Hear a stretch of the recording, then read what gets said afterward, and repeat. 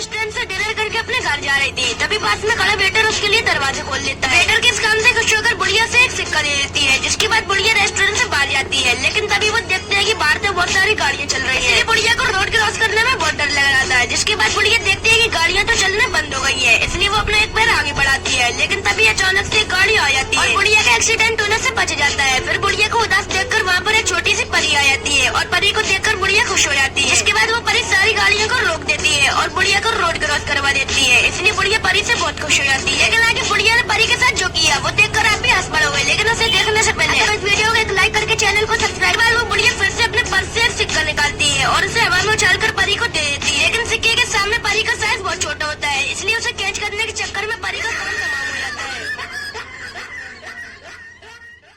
एक दिन बुढ़िया दारू पी के घर आती है और बाहर खड़े होकर घर की चाबी ढूंढने लगती है, क्योंकि उसने चाबी को कहीं पर गिरा दिया था। इसलिए वो चंपू को फोन कर देती है, क्योंकि चंपू लॉक खोलने में बहुत ही एक्सपर्ट था। और देखते ही देखते चंपू उस लॉक को खोल लेता है, जिसके बाद चंपू बुढ़िया को लॉक खोलने का बिल दिखाता है। तो बुढ़िया अपने पर्स में पैसे चेक करती है, लेकिन उसके पर्स में तो सिर्फ 1 ही रुपया होता है। ये देखकर चंपू चौंक जाता है और तभी बुढ़िया को खजाने की याद आती है, जो पेंटिंग के पीछे लगे लॉकर में रखा होता है। तो बुढ़िया उसका पासवर्ड डालती है, लेकिन वो पासवर्ड गलत होता है और ये देखकर चंपू उस लॉकर के पास आता है और थोड़ी देर में वो लॉकर भी खोल लेता है। उसके बाद बुढ़िया वो सारे पैसों को लेकर भाग जाती है, क्योंकि बुढ़िया एक चोर थी और ये घर भी उसका नहीं था। और पास में खड़ा घर का मालिक पुलिस को कॉल कर देता है, जिसके बाद पुलिस चंपू को जेल में बंद कर देती है।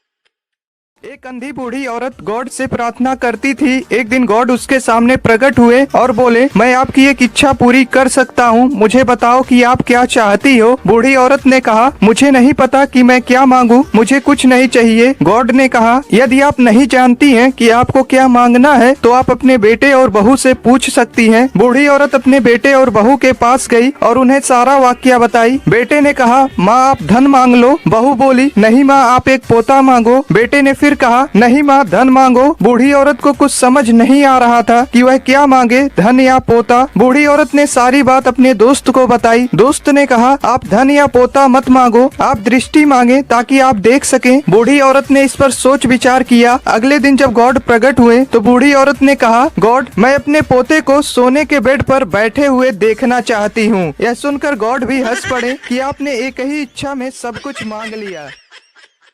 एक बूढ़ी औरत 2 लाख रुपए जमा करने बैंक जाती है। मैनेजर ने बुढ़िया से पूछा, इतने पैसे आपके पास कहाँ से आए? बुढ़िया बोली, मैं शर्त लगाती हूँ, क्या आपको भी शर्त लगानी है? मैनेजर बोला, नहीं। बुढ़िया ने कहा, वैसे भी आप मुझसे शर्त नहीं जीतेंगे। मैनेजर को गुस्सा आया और वह शर्त लगाने के लिए तैयार हो गया। बुढ़िया बोली, शर्त यह है कि कल सुबह 10 बजे मैं आपको 2 थप्पड़ मारूंगी और आपका पूरा शरीर हरा हो जाएगा। अगर ऐसा नहीं हुआ तो मैं आपको 10,000 दूंगी और यदि ऐसा हो गया तो आप मुझे 10,000 रुपए देंगे। मैनेजर सोचा ऐसा संभव थोड़ी है, उसने शर्त मान ली। अगले दिन बुढ़िया अपने वकील के साथ बैंक पहुंची और शर्त के अनुसार उसने मैनेजर को जोर से 2 थप्पड़ मारे। इतने में वकील दीवार से सिर पीटने लगा। मैनेजर ने बुढ़िया से पूछा, ये आपके वकील को क्या हो गया? बुढ़िया मुस्कुराते हुए बोली, मैंने इससे 20,000 रुपए की शर्त लगाई थी कि आज सुबह ठीक 10 बजे मैं बैंक के मैनेजर को 2 थप्पड़ मारूंगी।